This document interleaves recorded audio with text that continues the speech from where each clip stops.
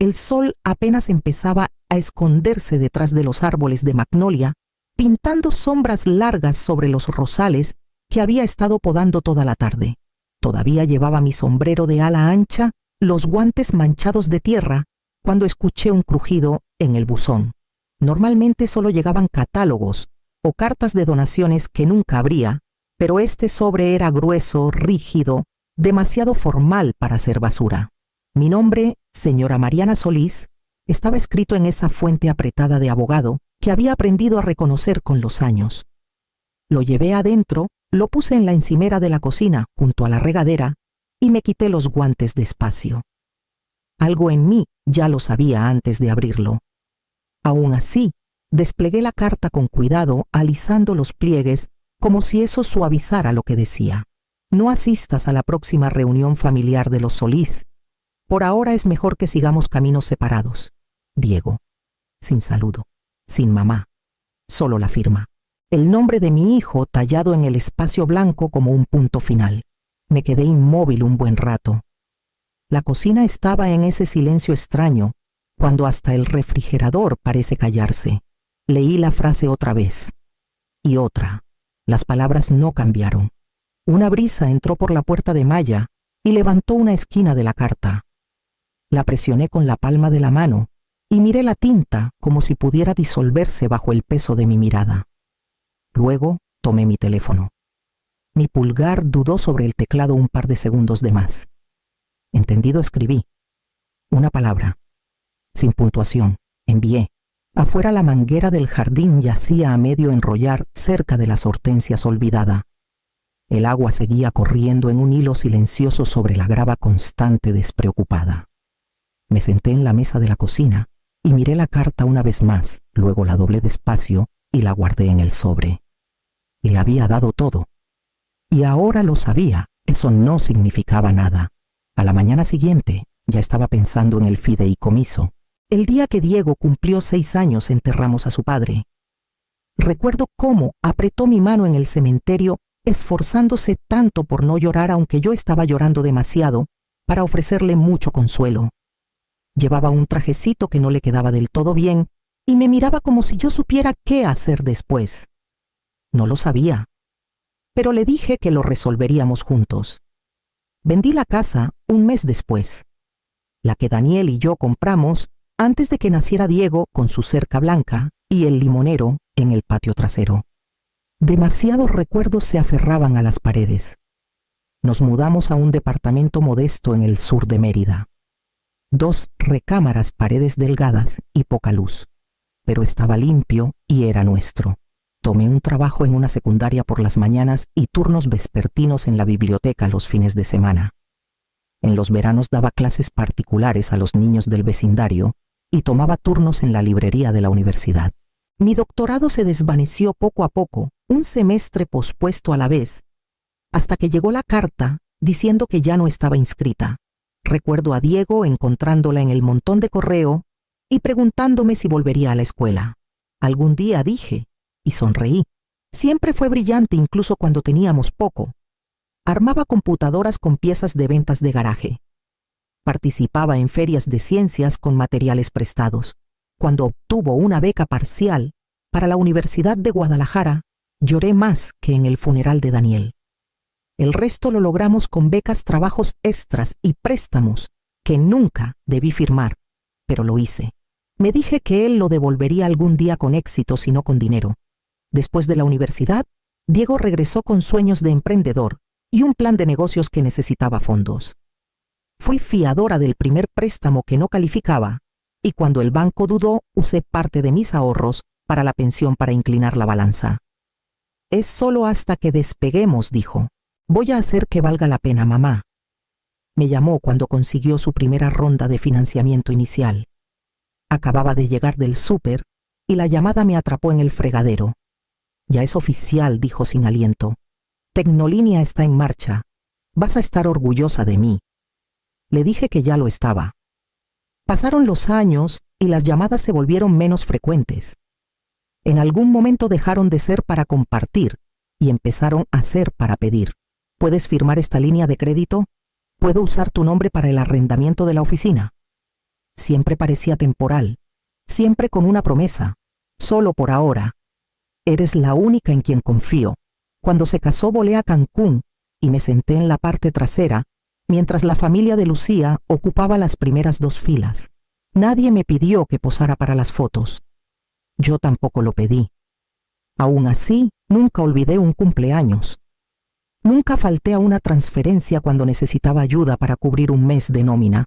Y cuando abrí esa carta, ayer pensé que quizás había imaginado la distancia todos estos años, pero no fue así.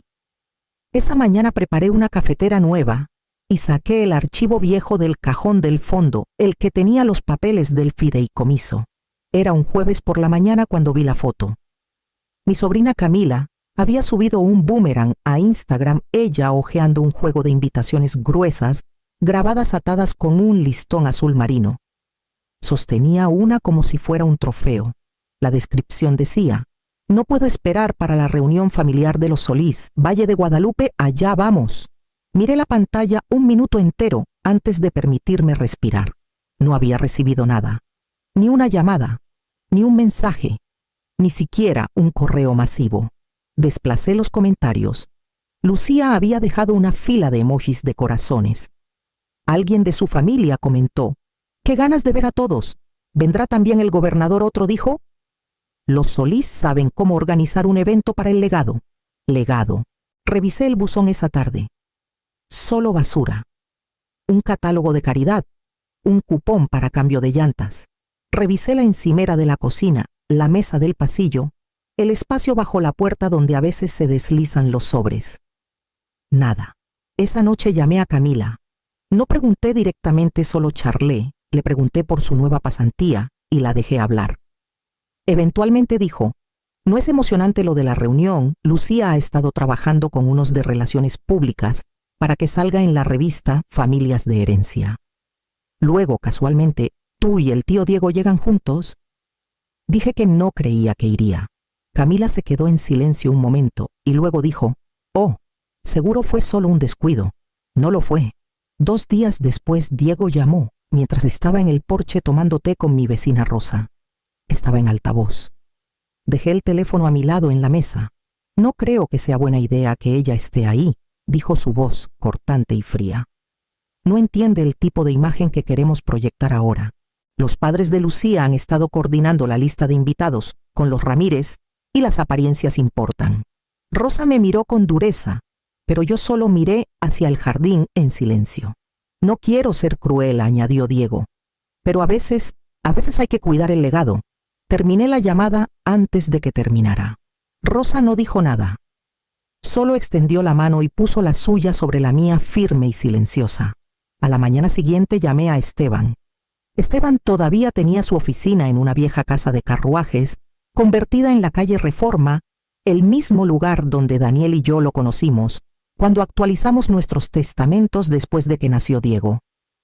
No había entrado en más de una década, pero al cruzar la pesada puerta de roble, la quietud del lugar me envolvió como un abrigo viejo. Levantó la vista de su escritorio y me dio ese asentimiento paciente suyo.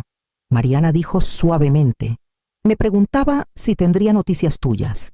No me senté de inmediato. Solo puse el sobre con la carta de Diego en el escritorio entre nosotros.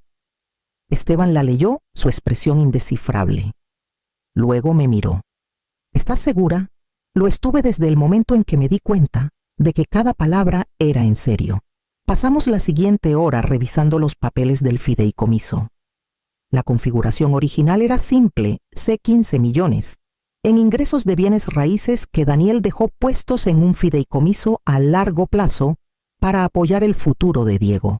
Lo mantuve en secreto, esperando el momento adecuado para decírselo. Pero cuando su startup tomó impulso y él estaba pidiendo prestado a inversionistas, pensé que era el momento. Se lo dije entonces.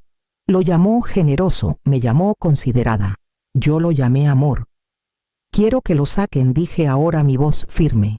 Esteban no se inmutó. ¿Tienes en mente un beneficiario alternativo? Lo tenía. Saqué una hoja doblada de mi bolsa y se la pasé. En ella, el nombre de mi ahijada, Sofía Torres, antes Jade Taylor. 19 años trabajando medio tiempo en una tiendita, mientras cuida a sus 2 hermanos menores tras la sobredosis de su madre. Fue aceptada en la Universidad de Yucatán, antes Clemson, pero pospuso un año porque no había nadie más para cuidar a los pequeños. No es de la familia por sangre, dije, pero nunca me pidió nada. Todavía me trajo comida cuando supo que estaba enferma. Todavía me dice señora, aunque le pido que no lo haga. Y cuando le dije que estaba orgullosa de ella, lloró. Esteban asintió y comenzó a redactar las revisiones. Firmé donde me indicó cada trazo de pluma más limpio que el anterior. No me apresuré, no temblé. Con cada letra de mi nombre, sentía como si estuviera cosiendo una herida que había estado abierta demasiado tiempo. Cuando terminamos, deslizó la copia final hacia mí. Está hecho. Lo notificarán formalmente antes de que termine el día de mañana. Tomé mi bolsa lista para irme y luego hice una pausa. Este fideicomiso era para alguien que entendiera el sacrificio. Ese ya no es mi hijo. Al salir de nuevo al sol de Mérida, me di cuenta de que no estaba enojada, estaba limpia. Vacía de una manera que dejaba espacio para respirar. Esa noche asé un pollo para mí sola y puse mi teléfono en silencio. Al día siguiente comenzaron las llamadas. Para media mañana mi teléfono ya había vibrado hasta casi caerse de la encimera de la cocina. Lo dejé. La primera llamada llegó justo después de las 8. Diego. Luego otra vez. Luego Lucía. Luego un número desconocido que sospechaba era de su abogado. A las 10 tenía 17 llamadas perdidas y 3 mensajes de voz marcados como urgentes. A mediodía el conteo superaba los 40. Puse el teléfono boca abajo y salí. Las camelias estaban floreciendo temprano sus pétalos suaves, llenos de color. Me arrodillé junto al parterre de begonias, aflojando la tierra con un rastrillo de mano. El sol era intenso pero agradable, y el aire traía un leve olor a jazmín. Me perdí en el ritmo de cuidar cosas que no podían hablar. En un momento Rosa vino desde su patio y alzó una ceja. «¿Vas a contestar ese cacharro antes de que explote?», no dije. «No creo que lo haga». Entré un momento para rellenar mi agua y vi la pantalla encenderse otra vez. Diego. Los mensajes de voz se acumulaban. Reproduje los primeros mientras estaba en el fregadero. «Mamá, ¿qué demonios hiciste?». Su voz se quebró alta por la incredulidad. «No puedes simplemente hacer algo así. ¿Sabes en qué posición me pone esto?». Siguiente, Lucía. «Esto es indignante. Estamos tratando de construir algo importante aquí. ¿Y tú no sales con esto?». Rencor tercero. Un hombre que no conocía. «Señora Solís, soy Carlos Rojas. Represento a varios de los primeros inversionistas de Tecnolínea. Solicitamos urgentemente una conversación para aclarar sus acciones recientes respecto al fideicomiso Solís». Borré cada mensaje después de escucharlo. Luego apagué el teléfono por completo. Esa noche abrí mi correo en la computadora del cuarto trasero. 67 sin leer. Algunos asuntos estaban en mayúsculas. Uno decía, «Estás destruyendo todo». Otro simplemente, «Llámame, por favor». Marqué cada uno como leído. Luego los archivé todos. El silencio se sentía ganado. A la mañana siguiente llegó un mensajero con un sobre en manila grueso, notificación formal, del equipo legal de Diego, pidiendo la reversión inmediata del cambio en el fideicomiso. Puse el sobre en la mesa de la cocina junto al portanapkins y volví afuera. Pasé el día fertilizando los arbustos de moras. La tierra estaba seca y resistente, pero la trabajé con paciencia y guantes. Mis rodillas dolían para cuando terminé, pero era un dolor familiar, del tipo que viene del cuidado, no del arrepentimiento. Más tarde esa tarde, Rosa regresó con té helado. «Todavía están intentando contactarte», dijo, pasándome el vaso. «Se les acabará la pila antes que a mí», dije. Ella asintió. «Tú sí que eres firme, Mariana». He tenido práctica. Esa noche me senté en el porche y vi cómo la luz en las ventanas se desvanecía a ámbar. El cielo estaba suave con el atardecer que llegaba. El teléfono aún apagado seguía dentro intacto. A la mañana siguiente, Diego apareció en mi puerta. No avisó. solo tocó fuerte, impaciente, como alguien con derecho a exigir tiempo y respuestas. Abrí la puerta y ahí estaba en el porche con un blazer azul marino demasiado elegante para la humedad de Mérida. La mandíbula tensa. La boca ya formando preguntas que no esperó Adi hacer. «Mamá, ¿qué demonios pasa?», dijo. Me hice a un lado sin decir nada, dejándolo entrar solo porque no quería que Rosa o el cartero escucharan los gritos que sabía que vendrían.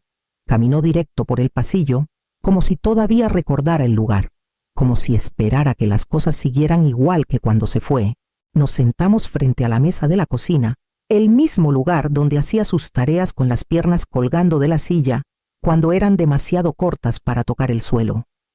El fideicomiso comenzó con voz cortante. No tenías derecho a cambiarlo, sin al menos hablarlo conmigo. Tenía todo el derecho, dije con calma. Me tomaste por sorpresa. Los padres de Lucía están furiosos. Estamos en medio de una ronda de financiación. ¿Entiendes qué tipo de inestabilidad señala esto? Crucé las manos en mi regazo. No me enviaste una invitación. Parpadeó. ¿Qué a la reunión? No me enviaste una. Todos los demás recibieron la suya hace semanas, pero ni siquiera tuviste la cortesía de fingir. Suspiró de ese modo que dice, esto está muy por debajo de mí. No fue intencional, mamá. Es un malentendido. Y ahora estás tirando todo por eso. Estaba invitada, abrió la boca. Luego la cerró. Silencio. Asentí. Eso pensé. Se inclinó hacia adelante, más agresivo ahora. Todavía podemos arreglarlo. Las apariencias se pueden manejar. Solo necesitamos emitir una corrección, decir que tuviste una emergencia médica, algo que despierte simpatía pero limpio. Reasignar el fideicomiso, suavizarlo, silenciosamente, y mantener la ilusión. No se trata de ilusión, espetó. Se trata de preservar la marca, el legado familiar. Hemos construido algo, y ahora lo estás detonando por un descuido administrativo. Me puse de pie entonces. Me cortaste emocionalmente mucho antes de que te cortara financieramente.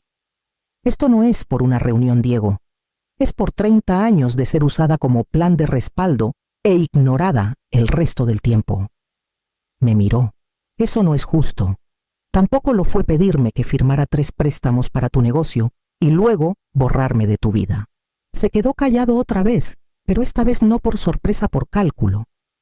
Lo vi en sus ojos. La matemática del control de daños ya en marcha. Cuando se levantó, no me agradeció. No se disculpó. Solo dijo, veremos qué aconsejan nuestros abogados, y salió. No lo seguí. No cerré la puerta hasta que escuché su auto de alquiler alejarse. Adentro el sobre Manila seguía en la mesa sin abrir. Esa noche Esteban llamó con noticias que lo cambiaron todo. La voz de Esteban era más baja de lo usual incluso para él. Mariana dijo, hay algo que necesito decirte, y no quería que viniera de nadie más. Me senté lentamente preparándome. Hace 3 semanas Diego presentó documentos intentando usar el fideicomiso como garantía para un préstamo privado. No te notificó, por supuesto. Se presentó como el administrador autorizado, lo cual legalmente no era. Pero apostó por tu silencio continuo, tu confianza en él y la suposición de que no interferirías. Cerré los ojos por un momento. ¿Era legal? No del todo. Los términos del fideicomiso requerían tu aprobación para cualquier desembolso o gravamen, pero estuvo peligrosamente cerca de ejecutar el préstamo antes de que presentáramos los papeles de reasignación. ¿Y para qué era el préstamo? Esteban dudó. Una inversión puente a corto plazo a través de un grupo fantasma con sede en Tijuana. Revisé la empresa. Mariana es dudosa en el mejor de los casos. Posiblemente una fachada para mover activos de alto riesgo fuera de los libros de Tecnolínea antes de su próxima ronda de financiación. Si no hubieras actuado cuando lo hiciste y ese trato hubiera salido mal, podrías haber sido responsable. Me quedé en silencio. Era el tipo de momento que debería venir con rabia, pero en cambio, solo sentí una comprensión fría y lenta asentarse, un peso que llenó todo el espacio vacío que él había dejado. Esteban, dije, no solo me dejaron fuera, me estaban usando, otra vez. No discutió, Solo dijo: hiciste lo correcto. Y no solo emocionalmente, financieramente, legalmente. Te protegiste. Le agradecí, aunque se sintió insuficiente. Después de colgar, me senté en la mesa de la cocina un largo rato, con las luces apagadas, escuchando el zumbido del refrigerador y el crujido del piso de madera bajo el ventilador de techo. No solo me había excluido, había jugado conmigo en silencio, contando con la misma lealtad que siempre mostré. Y lo habría hecho otra vez. Para cuando me fui a la cama, el sobre Manila estaba en la basura, roto por la mitad. Al día siguiente recibí un mensaje de Sofía. Sofía me encontró un lunes por la tarde con la misma sudadera verde descolorida que la vi usar todo el invierno.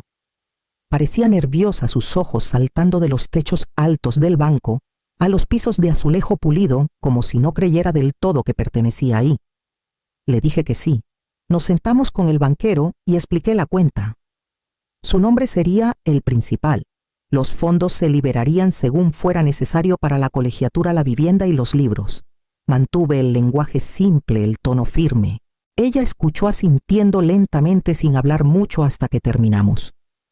Cuando salimos se quedó en la acera y se volvió hacia mí con lágrimas atrapadas en las esquinas de sus pestañas. Nadie ha hecho algo así por mí, dijo. Sonreí. Te lo ganaste, pequeña. Yo solo ayudé a abrir la puerta. Esa semana comencé a ser voluntaria en el centro comunitario del vecindario. Martes y jueves enseñé a un pequeño grupo de mujeres jóvenes cómo leer contratos de préstamos, entender tasas de interés y abrir cuentas de ahorro que no pudieran ser vaciadas por las decisiones de alguien más. Llevé bocadillos e hice copias. La mayoría no hacía preguntas al principio, pero seguían volviendo. Se sentía bien poner algo en el mundo que no dependiera de la aprobación de alguien para tener valor. Ese viernes por la noche, después de lavar los platos y encender la luz del porche, abrí la caja de cedro del armario del pasillo y saqué la foto Diego a los 8 años sosteniendo un trofeo de papel que había hecho para la mejor mamá del mundo con crayones. Me senté en el silencio y tracé el borde del marco con mi pulgar. Me solté para protegerme, susurré. Todavía te amo, pero ahora también me amo a mí. A la mañana siguiente recibí una carta formal del abogado de Diego. La carta se quedó sin abrir en la encimera por horas. No necesitaba leerla. Ya sabía qué decía. Amenazas legales disfrazadas de preocupación, consecuencias enmarcadas como conversación. Pero ya no importaba. Ya había salido de ese camino. A veces el amor se ve como sacrificio, a veces se ve como silencio, y a veces se ve como alejarse para siempre. Doblé la carta por la mitad sin abrirla y la guardé en el cajón donde tengo recibos viejos y cupones vencidos. Al atardecer estaba empacando una maleta pequeña. Manejé antes del amanecer con el pueblo aún dormido detrás de mí. La carretera estaba tranquila, firme bajo las llantas. No estaba huyendo, estaba reclamando algo que había dejado atrás hace mucho. A mí misma, mi voz, mi derecho a la paz. No siempre elegimos a quien amamos, pero sí elegimos a quien conservamos. Y a veces el acto más valiente de amor es soltar. Si alguna vez has tenido que alejarte de alguien a quien le diste todo, espero que sepas que no estás solo. Estaré leyendo sus historias, cada una de ellas.